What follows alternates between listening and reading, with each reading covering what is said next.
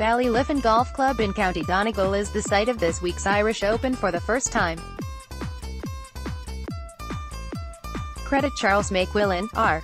But if the striking Atlantic coast landscape of the Glashedy Links will be a novelty to the elite field, another part of the setting, the tournament's framing as part of the lucrative Rolex series, speaks to a continuing reshaping of the European golfing landscape.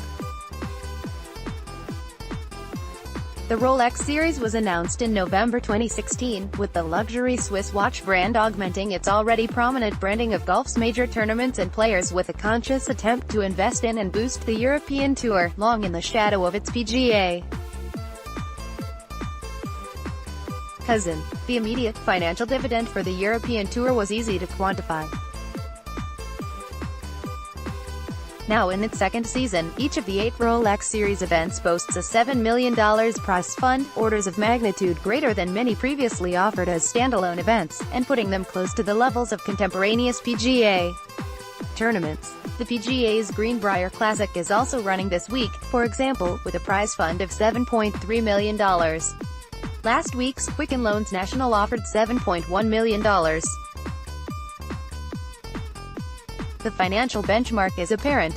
For a tournament such as the Irish Open, which has had a checkered history of even being played since its inauguration in 1927, the stability of becoming a tentpole event for what's now European golf's most prominent series offers a reputational, as well as a financial benefit. It can only help when young European players, electing to play events close to home, end up doing well in Rolex Series events, to drive its upstart narrative.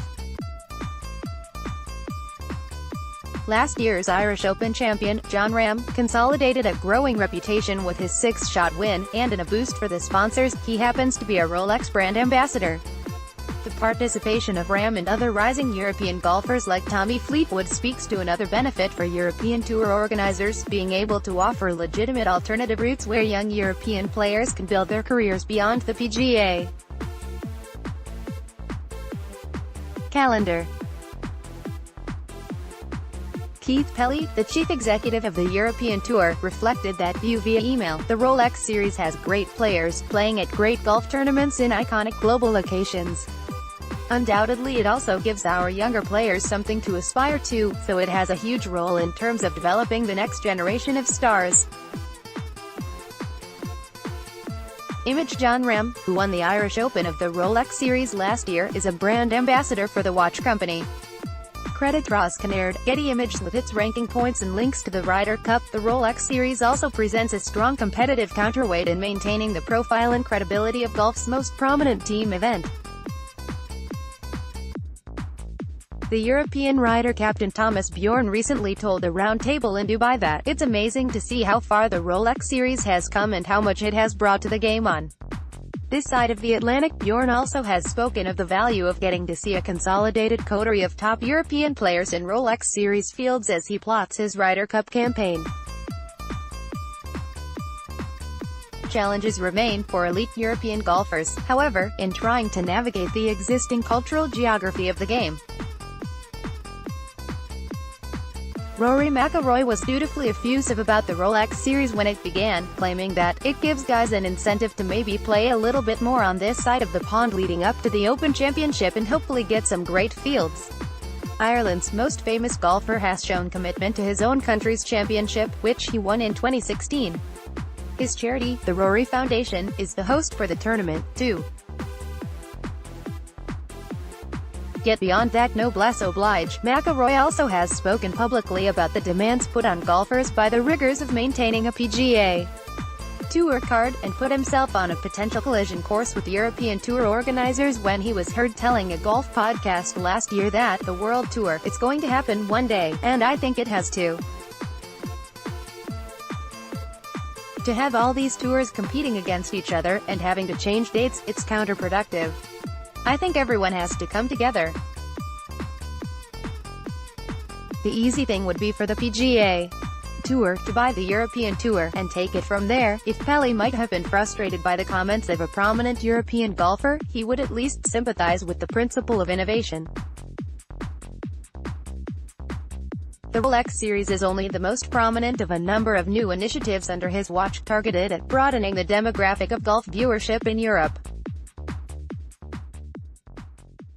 He has suggested using entrance music for golfers, and has pushed different tournament formats such as the Shot Clock Masters and Golf Sixes, while being mindful of preserving the integrity of the game, and of course the image of its most lucrative sponsor. Pally may have been only half joking when he said in a Golf Digest column last year, "I think we know where the out-of-bounds stakes are. A 1-iron from 120 yards, yes, to a clown's mouth, no, certainly, where the sense of elite competition is still growing, and to some extent out of the organizers' hands. As players and managers plot their annual campaigns, the European Tour organizers can at least try to control creating a sense of occasion." Steve Todd, a deputy media communications director for the European Tour, detailed a focus on marketing innovation to drive new audiences. "We try to build robust promotion plans which aren't solely reliant on player participation and look at the wider appeal of our events as social occasions, not simply golf tournaments. We target different audiences using different mediums.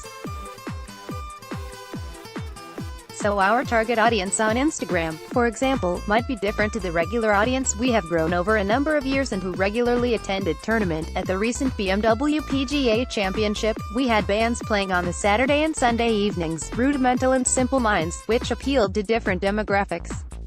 The HNA Open de France is similar in this respect. It is a social occasion as much as a golf tournament. Within that mindset, the Rolex series, at the very least, presents a riposte to any vision of a golfing new world order under the PGA. Whatever might be happening across the Atlantic, Pally can be sure the Donegal coast will be at its own thriving epicenter for one part of the golf world this week. Its success so far has elevated the entire European Tour. It has been a game changer for us.